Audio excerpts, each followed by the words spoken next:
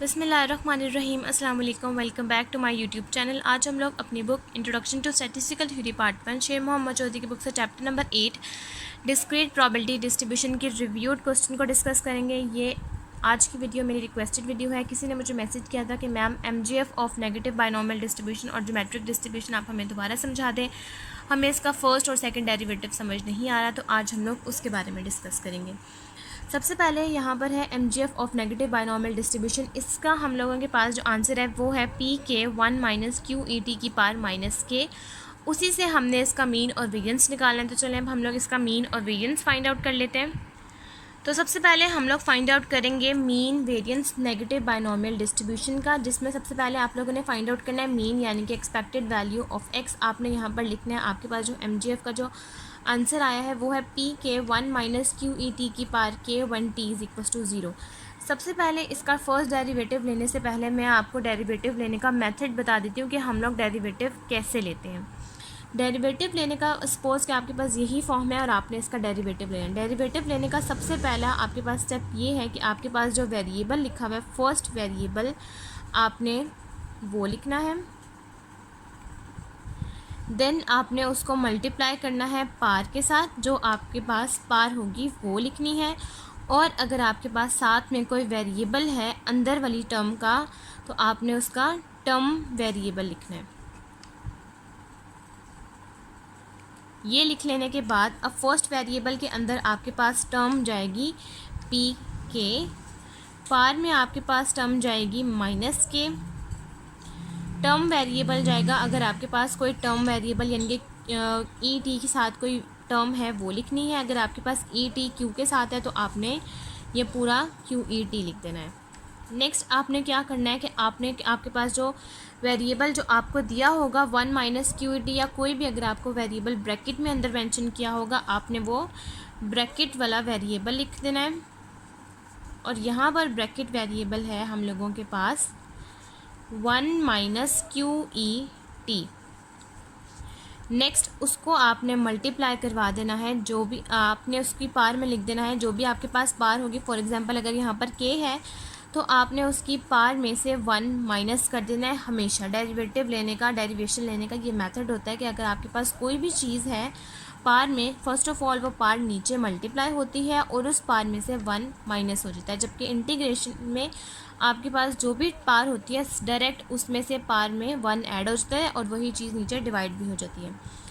K में से 1 minus करने के बाद नेक्स्ट अब आपने क्या करना है कि आपके पास जो टर्म वेरिएबल है उसका आपने आपके साथ जो भी साइन है आपने वो मेंशन कर देना है। अगर आपके पास फॉर एग्जांपल प्लस है तो प्लस आपको मेंशन करने की ज़रूरत नहीं है, लेकिन अगर आपके पास वो टर्म वेरिएबल नेगेटिव के साथ है तो आपने उसका साइन मेंशन कर देना है, साइन ऑफ टर्म वेरिएबल। जैसे आपके पास यहाँ पर टर्म वेरिएबल जो आपने टर्म ली है उसके साथ आपके पास जो मिड में साइन है, अगर आपके पास ED यहाँ पर है और यहाँ पर कोई वैल्यू लिखी है, लेकिन आपके पास जो मिड में जो भी साइन आ रहा है आपने वो यहाँ मेंशन करना है। अगर आपके पास प्लस है तो आप मेंशन ना करेगा, लेकिन यहाँ पर नेगेटिव है इसलिए आपने यहाँ लाजमी मेंशन करना है। अब हम लोग स्टार्ट करते हैं इसी मेथड से इसका डेरिवेशन लेने का तरीका। सबसे पहले जैसा कि आपने कहा है कि आपने यहाँ पर लिखना है एक्सपेक्टेड वैल्यू ऑफ x। आपने फर्स्ट वेरिएबल मेंशन करना है जो कि है PK। नेक्स्ट आपने मेंशन करना है इसकी पार में क्या है -K। नेक्स्ट आपने मेंशन करना है इसका टर्म वेरिएबल क्या है QET, आपने यहाँ वो मेंशन करनी है। नेक्स्ट आपने मेंशन करना है ब्रैकेट का वेरिएबल के जो भी आपके पास ब्रैकेट में टर्म लिखी होगी आपने वो लिखनी है, वो है 1 - QET। नेक्स्ट आपने लिखना है साइन ऑफ टर्म वेरिएबल का मतलब है कि जो भी आपके पास मिड में साइन मेंशन होगा आपने वो मेंशन कर देना है, वो है -1। -1 के साथ आपने यहाँ पर मेंशन करना है क्योंकि -1 ही है। यहाँ पर किसी भी टर्म के साथ अगर कोई भी चीज़ नहीं होती तो उसके साथ 1 होता है, तो आपने ये -1 लाजमी मेंशन करना है व्हेन t = 0। अब नेक्स्ट आपने क्या करना है कि आपके पास ये जो -1 और ये -K है ये आपस में मल्टीप्लाई होकर आपके पास आ जाएगा expected value of x = PK QET 1 - QET when t = 0। और जहाँ पर आपके पास t है वहाँ पर आपने 0 पुट कर देना है और आपके पास एक्सपेक्टेड वैल्यू ऑफ x का आंसर आ जाएगा PK के क्यू 1 माइनस क्यू, और इसमें आपने यहाँ पर पार भी मेंशन करनी है जो कि है के माइनस 1, यहाँ पर माइनस के माइनस 1। अब नेक्स्ट आपने यहाँ पर क्या करना है कि आपने यहाँ पर लिखना है expected value of x is equals to k. आप पहले लिख लें, आपकी मर्ज़ी है, बाकी आप q लिख दें, पी के लिख दें, और 1 माइनस क्यू आपके पास इक्वल होता है पी के। जैसा कि हम लोगों ने बाइनोमियल में पढ़ा, तो आप यहाँ पर मेंशन कर दें p की पावर माइनस के माइनस 1। अब ये पॉजिटिव के और ये नेगेटिव के कैंसिल आउट हो सकता है, तो आपने यहाँ पर कैंसिल आउट कर देना है और आपके पास आ जाएगा expected value of x is equal to के क्यू पी की पावर माइनस 1, और ये p की पावर माइनस 1 है। अगर ये डिवाइड हो जाएगा तो आपके पास आ जाएगा expected value of x is equal to के क्यू डिवाइडेड बाई p, और ये आपके पास expected value of x mean से आ गया नेगेटिव बाइनोमियल डिस्ट्रीब्यूशन का आंसर। अब नेक्स्ट हम लोग इसी मेथड से सॉल्व कर लेते हैं वेरिएंस का आंसर।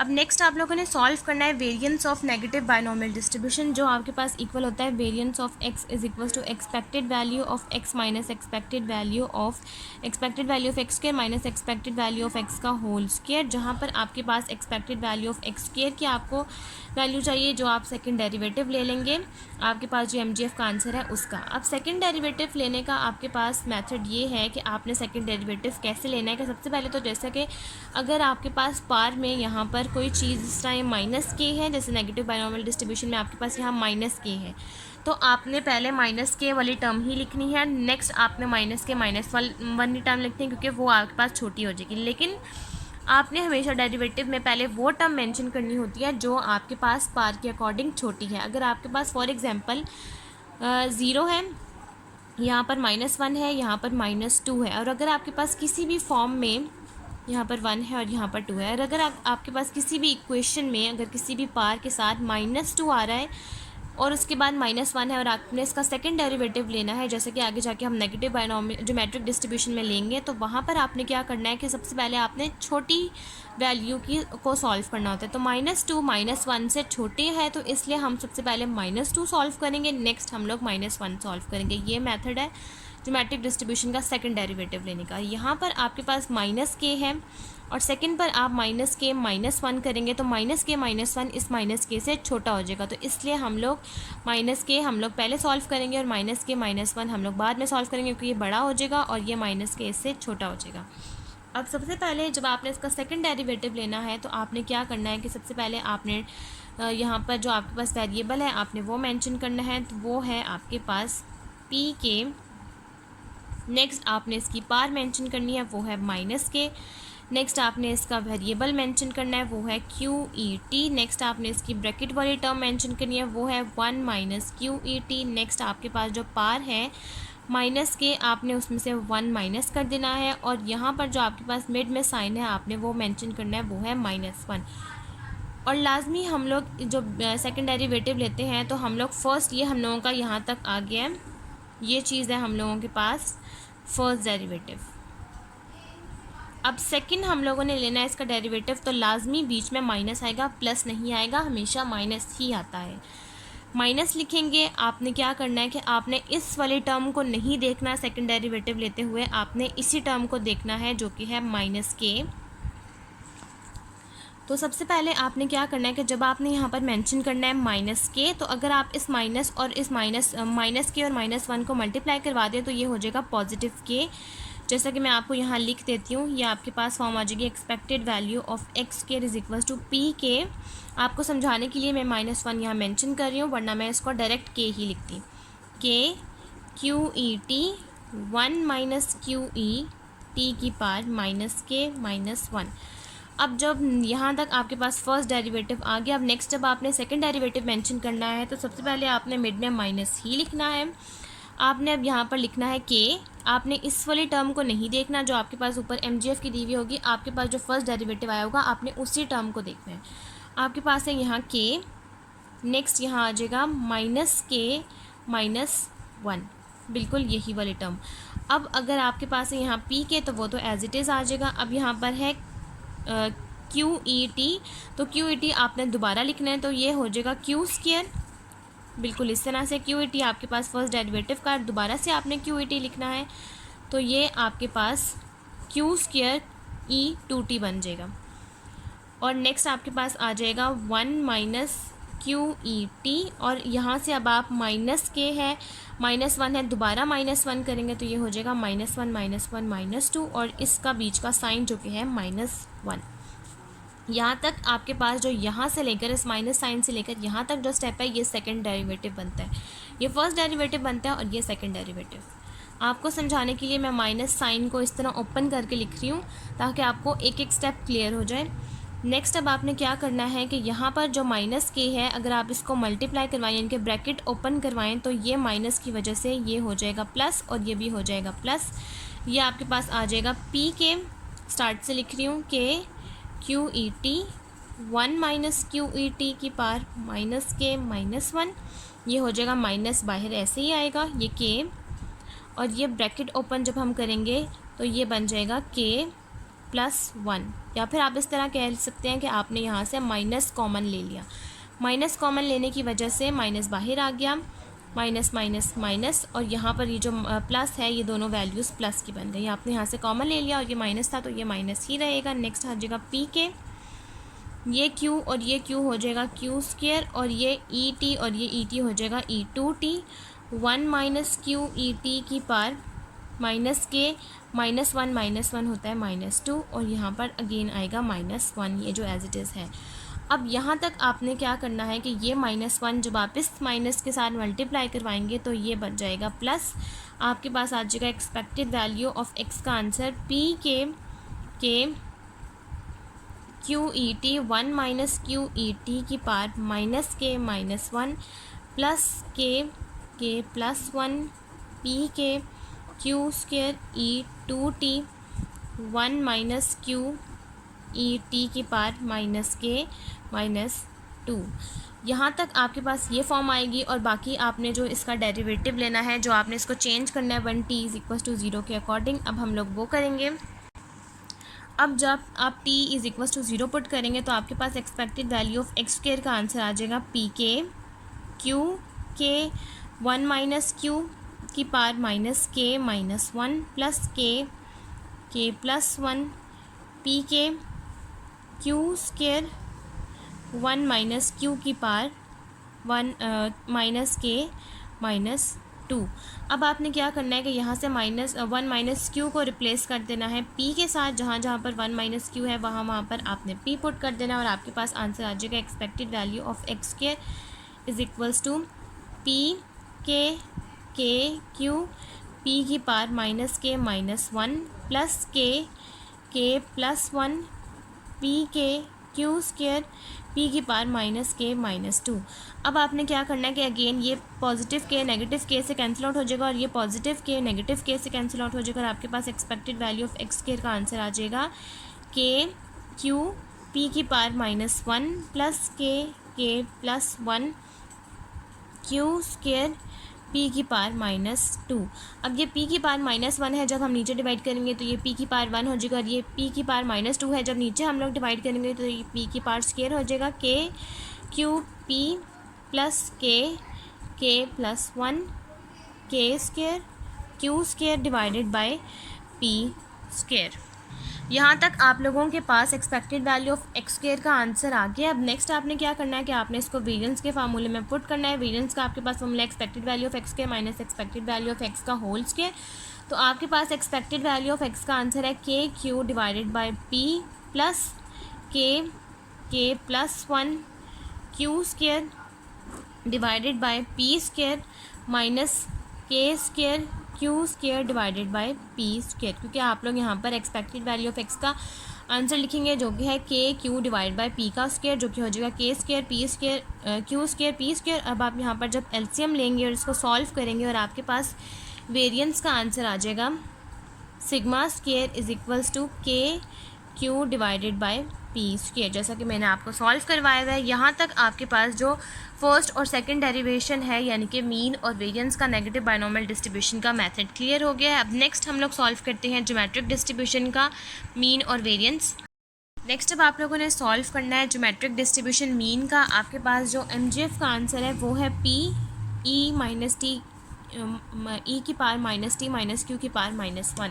आपने लेना है इसका फर्स्ट डेरिवेटिव। तो सबसे पहले जो आपके पास जो बाहर वेरिएबल है आपने वो मेंशन करना है जो कि है p, और फिर इस बाद में आपने मल्टीप्लाई करवाना है पार के साथ जो कि है -1। उसके बाद आपने क्या करना है कि आपके पास जो e माइनस टी है अगर वो सेपरेट है तो सेपरेट, अगर किसी चीज़ के साथ है तो किसी चीज़ के साथ। जैसा कि पहले q के साथ है तो हमने q मेंशन करवाया था, अब e माइनस टी खाली है तो हमने वो खाली लिखा है।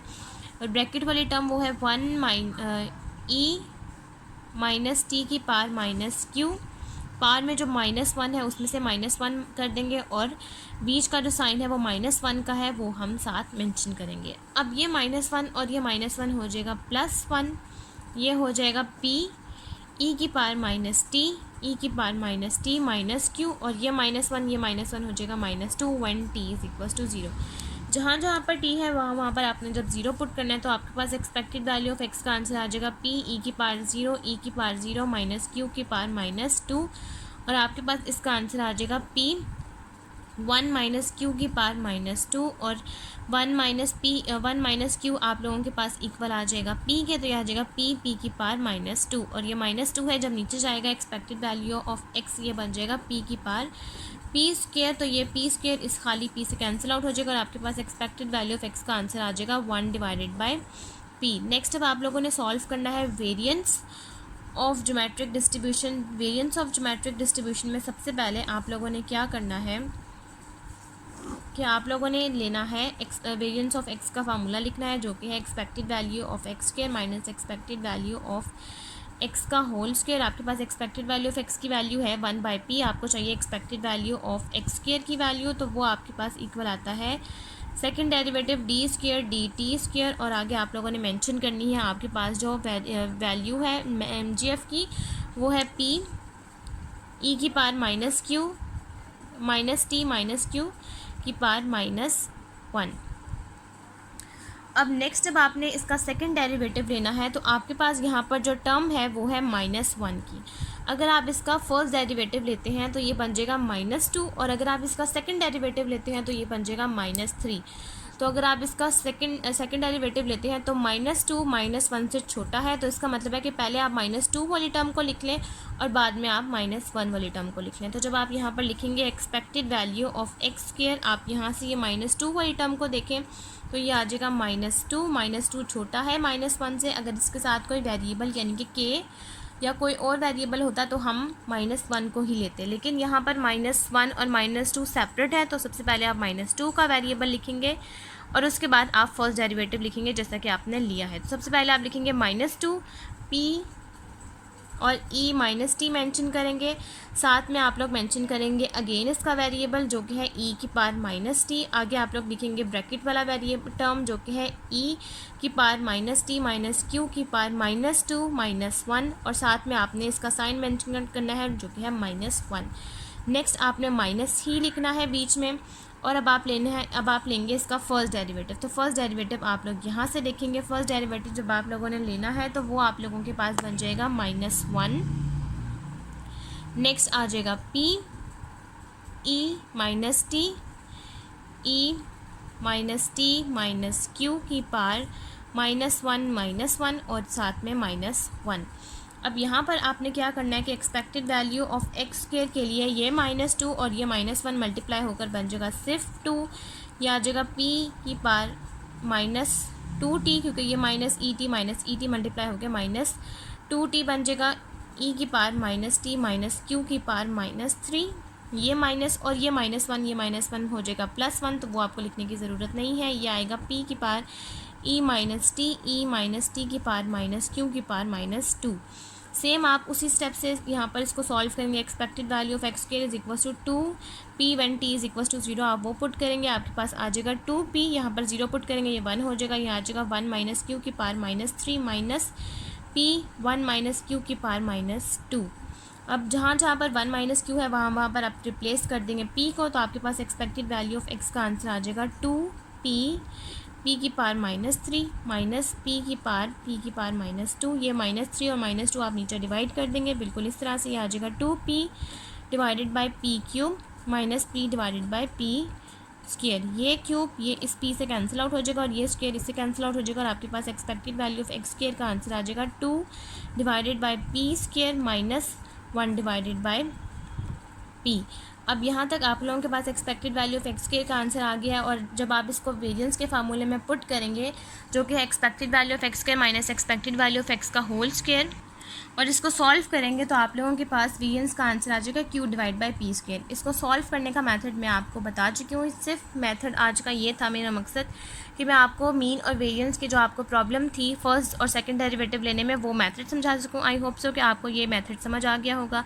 अगर आपको मेरी आज की वीडियो अच्छी लगे तो मेरी वीडियो को लाइक करें, शेयर करें, मेरे चैनल को सब्सक्राइब करें और साथ में बने बेल आइकन को भी प्रेस कर दें ताकि आपको मेरी आने वाली वीडियोज़ की नोटिफिकेशन सबसे पहले मिलती रहे। आज की वीडियो के लिए थैंक यू। अल्लाह हाफिज़।